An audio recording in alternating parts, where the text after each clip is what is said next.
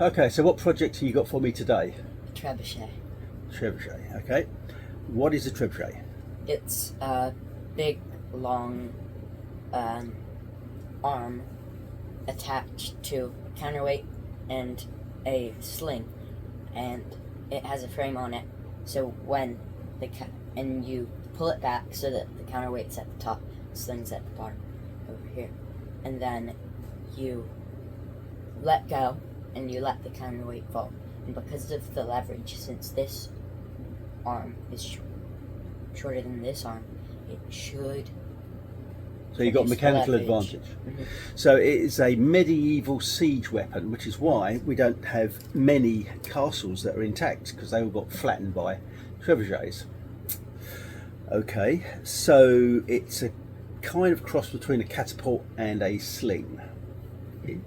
So you have a mechanical advantage, then you have the centrifugal advantage of the sling. Okay. So whatever you're throwing has got to weigh 100 times lighter than your counterweight, and your relationship between the short part of the arm and the long part of the arm is 1 to either 4 to 6. Okay, so if you have 1 foot here, 4 to 6 foot over here. So this is a 30-pound weight that I used to use as a buoy marker buoy when we were diving. So ideally it wants to throw a 5-ounce weight, or 5-ounce object, which just happens to be a baseball. Baseballs weigh exactly 5 ounces, which is perfect. So we're going to build a trebuchet to throw baseballs as far as we can. You ready? Yeah. Okay, let's get on with it.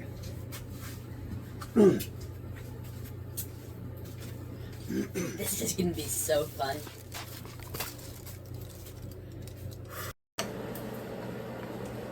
What? It's not. Okay, yeah, line it up. So that's tight. That way. So you want to move that way, and then you want to move that.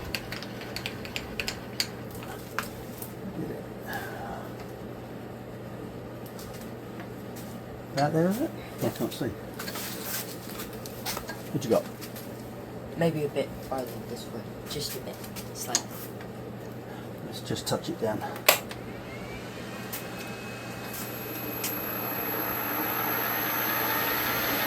Oh, yeah, do that. Thank you. Okay. Put some.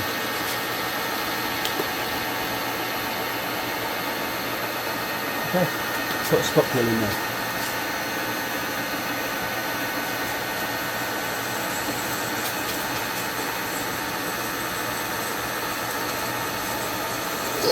There you go. That's enough.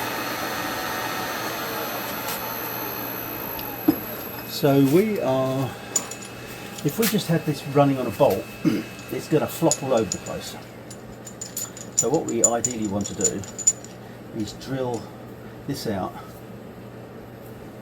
so that will drop in, and then weld this to this, so this is your pivoting point, which will be very rigid.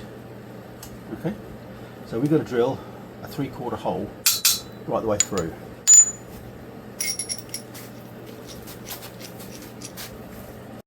Okay, fire it up. Now we've got the drill in there. Hold on. It's going to be way too fast. So you're going to need to wait till okay. Now, just on that lower button, drop that down to about 40 hertz. Whoa! Whoop, stop. Keep going.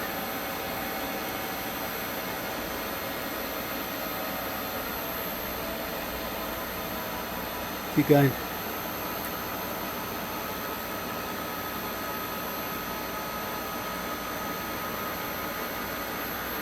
Okay.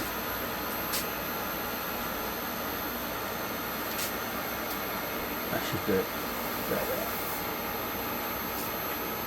Okay, drill that. Exactly. Oh, Yeah. I got it exactly. Okay. There, like that. Okay, so take another bite with it so you can lift that out and holding that. You can bring that right. Go on. Maybe. No, keep it going.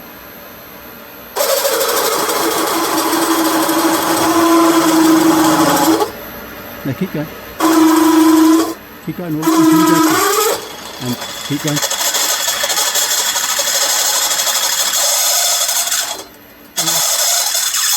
All the way through. Just keep going. Okay. That's it. Turn it off.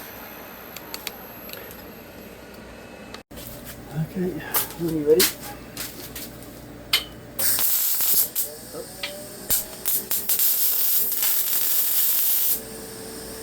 Oh, it's melted there. That's okay.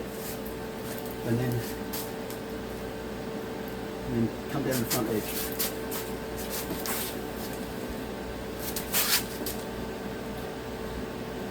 I need this.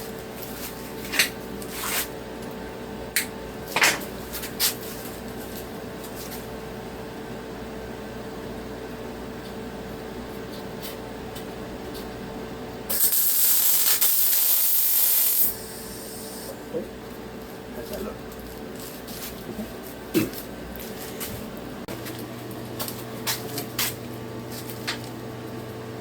There you go. Right there.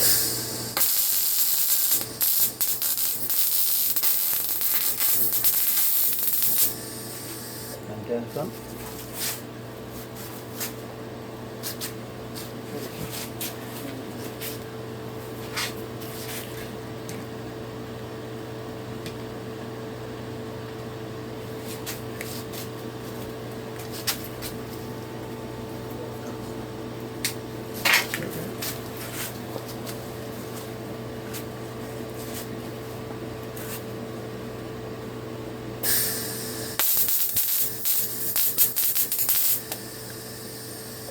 Okay. There's the basic frame made.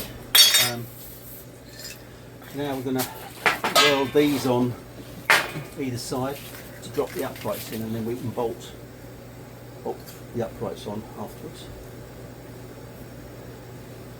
So we now just need to, what length is this? 38 inches. 38 inches, okay, so we've got to weld those at 38 inches from the end of that, and that gives us the correct proportions. Let's go. Yep, I got it. Set at 34 hertz, so that's fine, that should be good speed.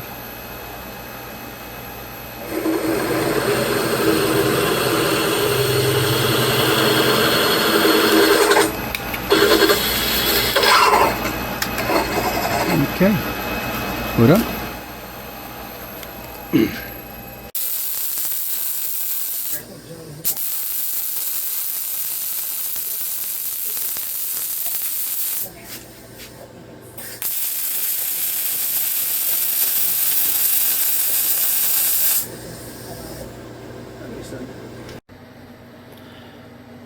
Okay, we're getting there.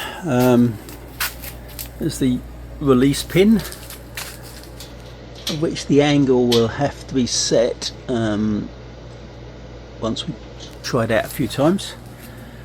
So the upright legs are removable because I want this whole thing to be flat packed. The man cave gets filled with Sterling's projects.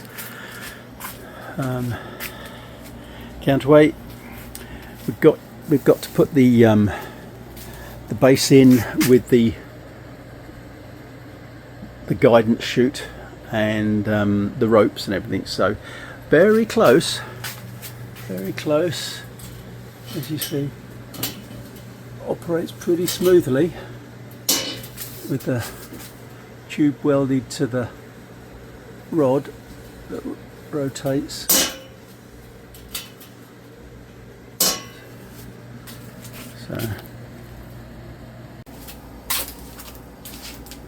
So the fixed part of the rope, I've been in multiple different ways as to how, drill a hole, just tie it through to it, but this stuff will end up sharp and it'll end up cutting the rope, and then do I fix it to this, but now it's going to just keep sliding off. So I decided to use a ring on the bottom here and use one of these crimp thread inserts. These are excellent. So what happens is you screw that on your crimper. You can get these little hand crimpers, but to be honest, they're so hard to use. And as you push this up, this whole bit here collapses and ends up riveting on the inside. There is no way you'll ever pull this out. So what we do, I'm just going to shove that in the hole, use this, and then just crimp it up. Gosh, hold on.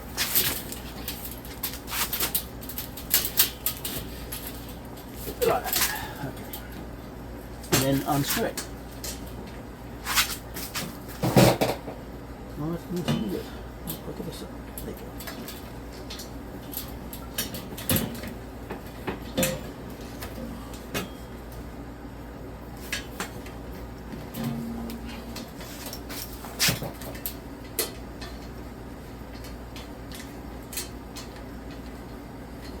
Difficult to do it upside down. I should have done that before. And now the ring can just screw in there. That is not going to pull out of there. So I can tie the rope to that, and it shouldn't get in the way. So we'll see.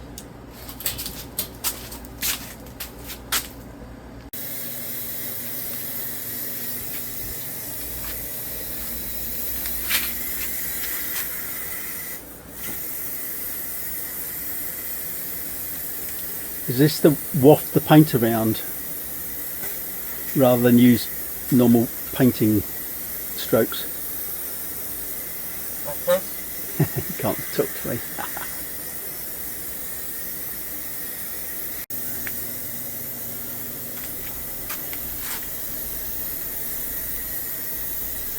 That's better.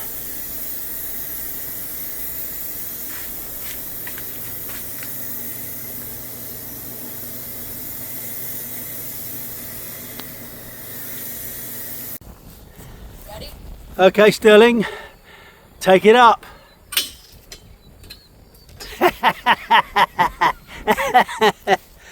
Okay.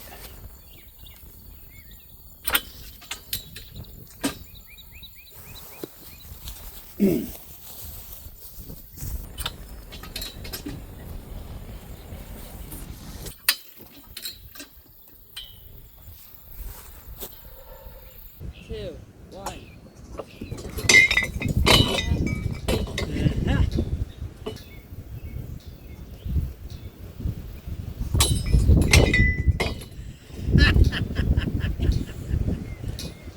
Wasn't as far as we were hoping, but still. That's still 50 yards. That's okay. First go with the new weights. 3, 2, 1.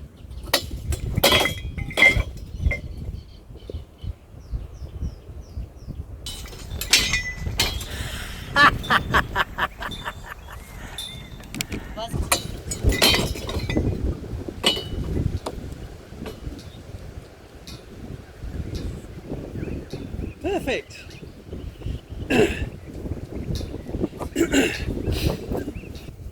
Three, two, one.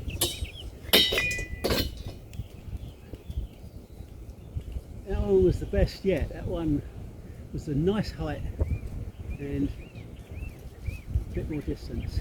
I think we've about cracked it. There's a test. Are we ready? Okay. When you're ready. 3, 2, 1.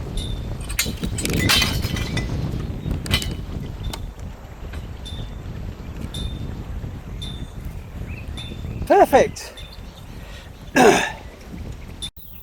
So we adjusted the pin to hopefully give us a little bit more distance and not so much height this time by bending it up a little bit. So let's see how that goes. Okay. 3, 2, 1.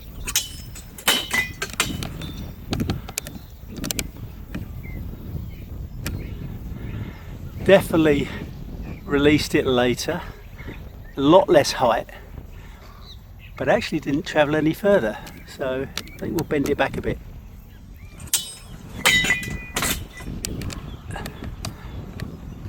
That one was the best yet. That one was a nice height and a bit more distance. I think we've about cracked it.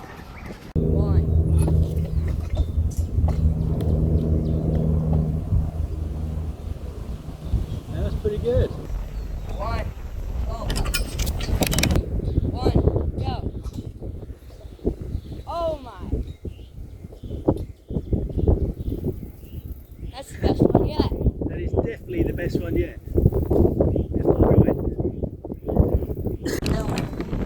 Okay, so setting up. Hold on. What have we got over here?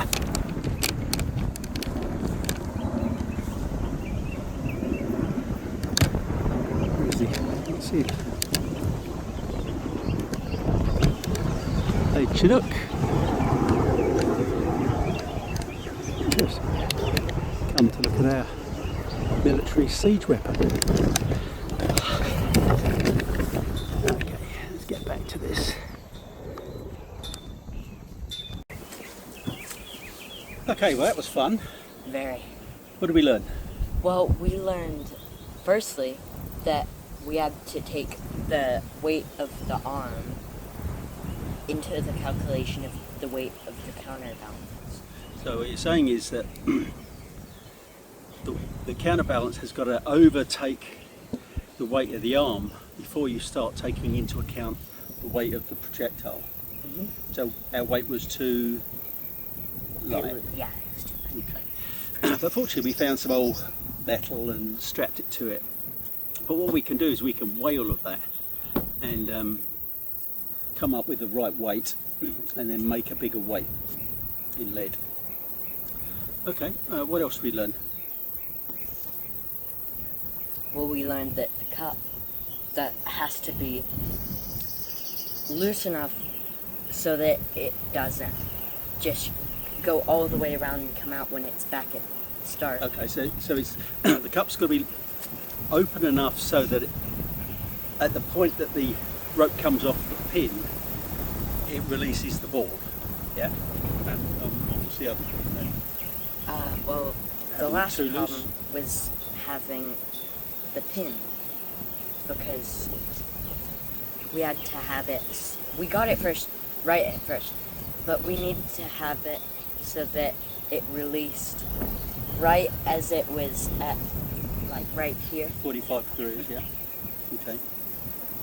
We got it right the first time, and then we found out that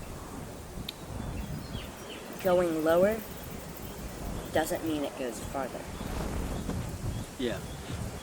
So we thought that the ball was going too high, so we adjusted the pin, give it a little bit more angle, so it released it later. And then we discovered that the ball actually didn't go as far. Yeah. So, I mean, it's a windy day again. Always windy here, lately. And we're throwing into the wind, so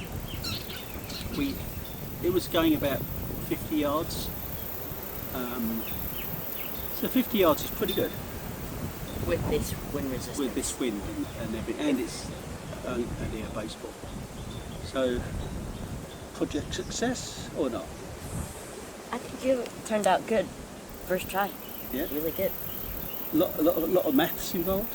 Yeah. Yeah. It was really fun. You had fun? Yeah. Bit welding, bit fun. Okay, well let's wrap it up. Hope you guys enjoyed this and see you in the next one. Thanks. Trebuchet is so fun to use.